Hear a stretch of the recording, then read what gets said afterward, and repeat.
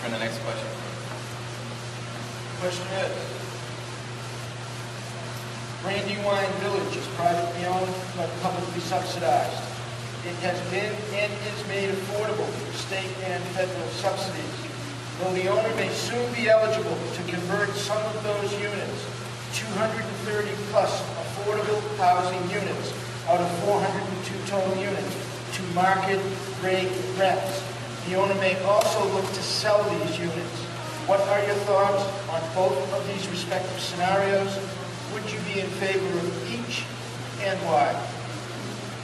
I think the owner of Brandywyne Village is well within his rights to exercise his option at the end of his commitment to state and federal housing programs.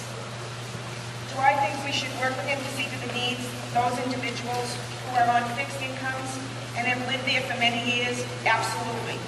I would encourage him to grandfather in those who are there on a subsidy.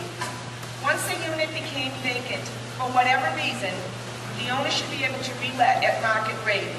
If he chose to sell the units, the city, state, and federal housing departments should work with the current owner to try to find a buyer willing to enroll in the subsidy programs.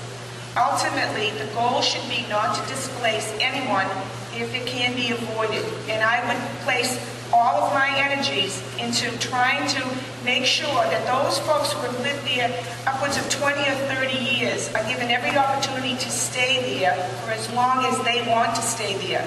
It's a very tough situation when it's privately owned and it's through a federal and state program, because the owner does have the right to do what he wants with his project, with his property, but I would try to lobby him strongly to do what's right for this community and not pull out that safety net for our residents.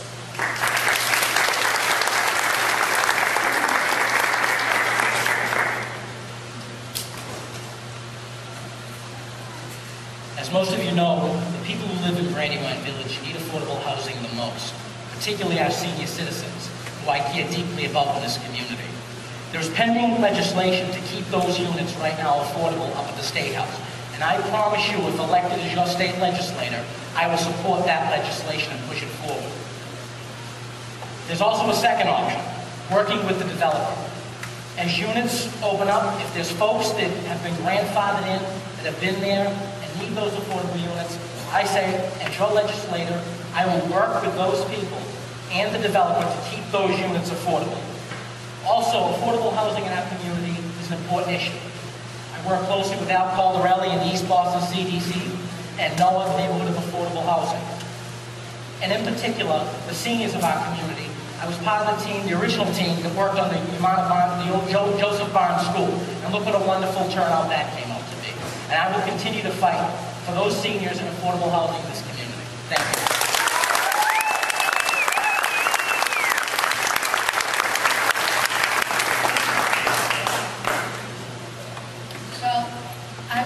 First meeting that now Senator Petroselli and Councilor LaMattina hosted in Orion Heights to address the Brandywyne situation.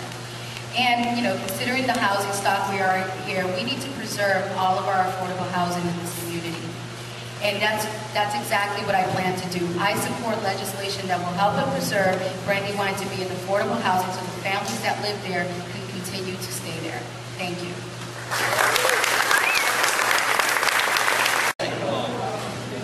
I'm in favor of each. The reason being is, back in 1977, there was an agreement with the owner of this property that in 07, he would have a chance to sell these units.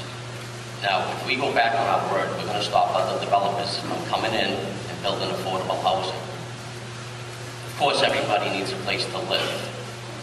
And as a legislator, I would support any project to be built. We need to work with our developers, say, come in, build these affordable housing, we'll work with you.